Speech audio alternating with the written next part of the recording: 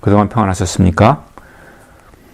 오늘은 창세기의 배경이 된 고대 중근동 지역에서 그 시대에 쓰여졌던 창조 신화에 대해서 공부하도록 하겠습니다. 먼저 창세기 1장 1절에서 2절까지 같이 읽습니다.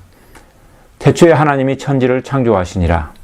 땅이 혼돈하고 공허하며 흑암이 깊음 위에 있고 하나님의 신은 수면에 운행하시니라. 아멘. 며칠 전 이라크 반군이 이라크 제2의 도시인 모술을 손에 넣었다는 뉴스가 있었습니다. 기독교인에게 접근하기 힘든 이방인의 도시 모술은 서기전 7세기에 유대양 히스기야가 통치하는 예루살렘을 침공했던 아수르왕 사네립이 수도로 삼은 니느웨입니다. 모술은 창세기 10장 11절에 기록되었듯이 nimrod에 의해서 건설되었고 바벨탑을 세워 하나님께 반역하였던 지역에 있습니다. 또한 하나님께서 요나에게 가서 회개의 메시지를 전하라 하였지만 요나가 가기 싫어 도망치고 싶었던 도시 니느웨입니다.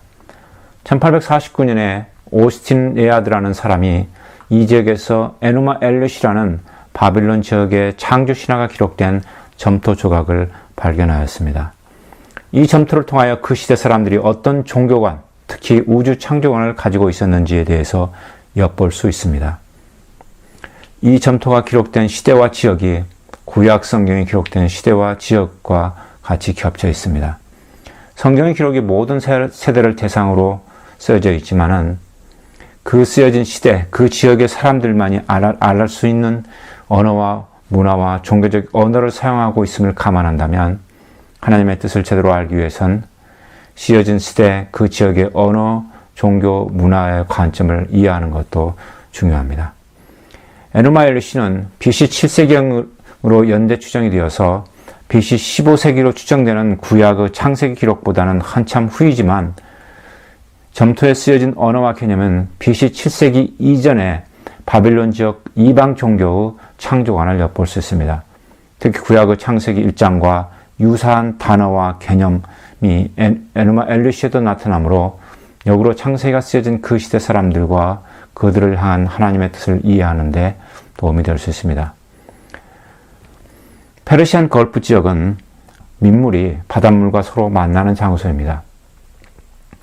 메소포타미아 사람들은 이것에 착안하여 바다의 여신 티아메트와 민물에 사는 다음스의 여신 아부주가 서로 결혼하여 여러 신들을 낳았는데 여신과 남신 그리고 그들이 낳은 신들 간에 서로 죽이고 죽는 권력 다툼이 발생하였다고 합니다. 그 자녀 신들 중에 하나인 마덕 신이 어머니 신인 티아메트를 죽이고 몸을 둘로 갈라 하늘과 땅을 만들었고 눈에서 흐르는 눈물로는 티그리스 강과 유프라테스 강을 그리고 꼬리는 잘라서 하늘의 은하수를 만들었다고 합니다. 티아메트가 운명의 돌판을 킹구라는 신에게 주었는데 마둑은 킹구 신을 잡아 죽이고 그의 붉은 피를 붉은 진흙과 섞어 인간의 몸을 만들어 인간들이 이기기 신을 섬기는 종으로 만들었다고 합니다. 이 신화의 메소포타미아 지역을 지배하였던 왕조들은 즉 수메리온 왕조, 아시리안 왕조, 아카디안 왕조, 바빌로니안 왕조들에 따라서 약한씩 이 에누마 엘룻이가 변해옵니다.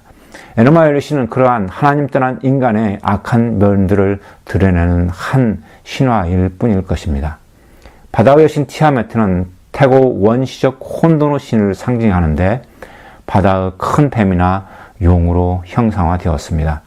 그 시대에는 창세기 1장 2절에 기품에 해당하는 히브리어 태움은 이 티아메트를 가리키거나 또는 이 바다의 신, 뱀 또는 용이 사는 장소를 나타낸다고 합니다. 이스라엘 민족의 믿음의 조상 아브라함이 살던 고향 갈대아 우르 또한 에누마 엘룻의 본 고장이기도 합니다. 또한 이스라엘 민족이 이 말씀을 받은 때는 400여 년 동안 애굽의 노예 생활을 통하여서 우상신을 섬기는 문화가 뼛속 깊이 젖어 있었던 즉 노예 근성에 우상 섬기려는 근성에 젖은 민족이었습니다. 그러한 이스라엘 민족들이 들어가 살게 될 가나안 사람들이 믿고 있던 이러한 메소포타미아 지역의 종교 우주 창조관 그리고 그들이 섬기던 신들은 바다의 용인 티아메트와 마닥 같은 잔인한 신들을 믿고 사는 하나님을 믿지 않는 사람들이었습니다.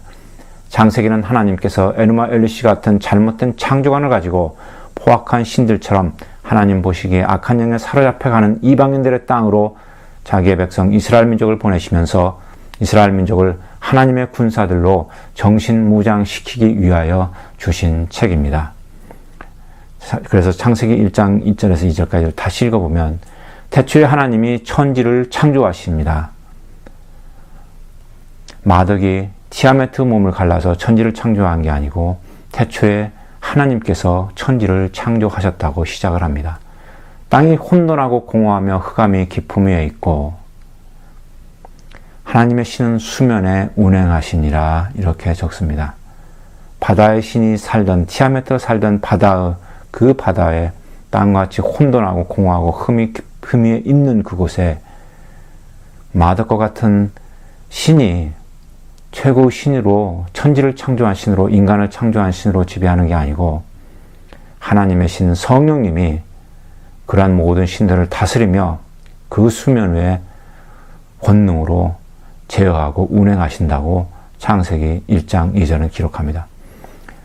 따라서 처음부터 천지를 창조하신 건 이방신 마덕이 아니고 하나님이시며 그 이방신들 때문에 땅이 혼돈하고 공허하며 흑암이 깊음 위에 있지만 성령님이신 하나님께서 그 권능으로 혼돈과 죽음의 이방신들을 무리에 제어하고 즉 운행하고 계신다고 이스라엘 민족에 알려주십니다. 전투병들에게 가장 중요한 것은 정신무장 상태입니다. 창세기는 일부 자유주의 신학자들이 오해하는 것처럼 에누마 엘리시 같은 이방 종교 신화를 빌려다가 편집한 책이 아닙니다. 오히려 그런 이방인의 땅에 이스라엘 민족을 들여보내시면서 하나님만을 의지할 때 그들과 영적인 전투에서 승리할 수 있음을 가르치는 야전 전투 훈련소요 정신무장 교육서입니다. 그들에게 단순히 우주 물리학 책을 손에 들려서 그들과 싸우게 하려 창세기를 주셨다고는 생각지 않으실 것입니다. 따라서 창세기를 읽을 때 하나님께서 행하신 우주와 인간의 창조에 대한 기록을 믿음으로 받아들여야 하는 게 1차적인 목적이지만 또한 창세기 1장을 통하여 단순히 하나님의 우주 만물을 행하신 과학 지식을 배우는 것으로 끝나서는 안 됩니다. 천지와 인간을 창조하신 분은 이방신이 아닌 하나님이시고 인간은 이방신들의 시체에서 만들어진 추한 노예가 아닌 하나님의 형상을 닮은 보시기에 아름다운 피조물로 창조하셨으므로 헛된 가짜 신들을 믿는 이방 민족을 두려워하지 말라는 정신문장이 첫 번째 이유입니다. 하지만 하나님의 염려대로 이스라엘 민족은 가나안 땅을 점령하였지만 실제로 중요한 최종적인 전투, 영적인 전투에서는 실패하였습니다. 그들은 창세기 1장에서부터 하나님께서 그들에게 알려주신 그들의 영적인 즉 그들이 싸워야 할 궁극적인 상대가 누구인지를 간과하였습니다. 그들은 영적인 전투보다는 혈과 유구 전투에 치중하였습니다. 그리고 이방 신들에게 무릎 꿇고 경배하다가 멸망의 길을 걸었습니다. 예수님께서 오셨던 서기 1세기의 상황은 어떠하였습니까? 유대인들은 로마 제국과의 혈과 육의 싸움에서 이겨서 나라가 독립하는 것을 하나님께서 자신들에게 주신 1차적인 지상 과제로 알았습니다. 마음의 중심과 영혼이 하나님을 닮아 선하고 거룩해지는 것보다는 성전과 제사 제도 유지 그리고 율법을 준수하는 눈에만 보이는 외형적인 종교적 의식에 치우쳤습니다. 결과적으로 혼돈과 용과 바다신인 티아메트와 같은 많은 신들을 만들어 섬기는 그리스 로마 제국의 세력들과 결탁한 제사장들과 유대인들이 나중에 예수님을 십자가에 못 박았습니다. 21세기에도 에누마 엘리시 같은 창조 신화는 자연과 과학이라는 다른 형태로 인간들의 마음에 신화로 살아 있습니다. 사실이 아닌 것을 신화라고 합니다. 신화는 신처럼 되고 싶은 인간의 타락한 욕망의 표출이자 신처럼 된 인간들이 계속 그 위치에 있기 위해서 연약한 인간들에게 계속 신 같은 자신들에게 복종하고 살라는 죄성의 표출입니다. 즉 하나님께서 아름답게 창조하신 질서의 세계를 죄악의 눈으로 자기 멋대로 해석한 것입니다. 에누마 엘리시 같은 하나님을 거부한 창조 신화는 21세기 현재에도 존재합니다. 다만 다른 형태로 좀 더 과학적인 형태로 탄생했을 뿐입니다. 에누마 열리시에서 하늘과 땅은 그들의 어머니의 신인 바다의 티아메트였다면 지금은 자연이라고 부르는 어머니 신입니다. 현대인들은 머더네이처 또는 자연을 어머니라고 부릅니다. 티아메트의 몸을 갈라 천지를 만든 마덕 신의 역할을 지금은 과학을 다른 아들 신처럼 숭배하는 무신론자가 대신하고 있습니다. 과학은 원래 있는 사실, 즉 하나님이 창조하신 우주 만물을 연구하는 학문이지 그것을 신화적으로 해석하는 것은 과학자들의 본업이 아닙니다. 과학을 무신론의 주장에 사용하는 사람들은 과학자이라기보다는 신화론자라고 할 수 있습니다. 티아메트가 바다의 신 티아메트 꼬리로 은하수를 만들었다고 믿는 바빌론 사람들이나 압축된 혼돈은 먼지덩어리가 큰 소리내며 터져 만들어졌다고 믿는 21세기 무신론자들이나 무늬만 바뀌었지 여전히 신화의 모습을 하고 있습니다. 킹구신의 시체에서 인간이 만들어졌으므로 권력 잡은 마독신의 노예가 되어야 함이 당연하다고 믿었던 6천년 전 고대인들이나 사람은 자연이라는 어머니 신의 몸에서 우연이라는 신에 의해서 만들어졌으므로 시간에 노예되어 자연의 시체 속으로 다시 사라진다는 신화적인 진화론을 주장하는 21세기의 무신론자들은 세월이 흘렀지만 별반 인간의 창조 의미에 대해서는 나아지는 게 없습니다. 신화는 그 신화가 나온 문화를 만들어낸 지배계급의 마음의 표출입니다.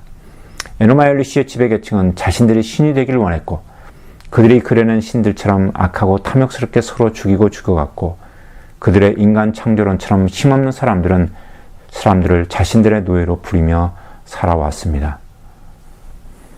정리하면 창세기 1장은 세 가지의 목적을 가지고 쓰여 있습니다. 첫 번째는 모든 물리적인 우주 만물을 창조하신 분은 하나님이십니다. 두 번째는 물리적인 우주 만물에 거하는 모든 영적인 피조물들, 즉 우리 인간들뿐만 아니라 천사들과 사단과 그들의 추종 세력도 하나님의 주권과 권능의 다스림하에 있습니다.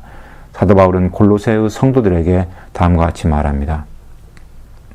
만물이 그에게 창조되되 하늘과 땅에서 보이는 것들과 보이지 않는 것들과 혹은 보좌들이나 주관들이나 정사들이나 권세들이나 만물이 다 그로 말미암고 그를 위하여 창조되었고 또한 그가 만물보다 먼저 계시고 만물이 그 안에 함께 섰느니라. 세 번째는 현재 우리가 사는 세상과 악한 영들의 존재는 하나님이 누구시고 우리가 누구인지를 알게 하셔서 말씀으로 우리를 예수님을 닮은 형상, 즉 하나님의 형상으로 거듭나게 하시려 하심입니다. 그로 마지막 때에 이 바다와 거기의 깊음에 사는 악한 신들도 사라집니다. 요한계시록 21장에 보면은 또 내가 새 하늘과 새 땅을 보니 처음 하늘과 처음 땅이 없어졌고 바다도 다시 있지 않더라 하고 기록합니다. 지금으로부터 4,500여 년 전에 기록된 창세기 1장은 그들의 전투의 궁극적인 싸움은 악한 사단과의 영적인 싸움임을 알게 함으로써 그들이 하나님께 절대적으로 의존하게 하는 것이었습니다. 지금으로부터 2000여 년 전인 서기 1세기에 하나님은 신약성경을 바울을 통해 기록하게 하시면서 여전히 우리의 전투는 영적인 전투임을 다시 한번 상기시키십니다. 에베소서 6장 12절 이하에 보면은 바울은 이렇게 적습니다.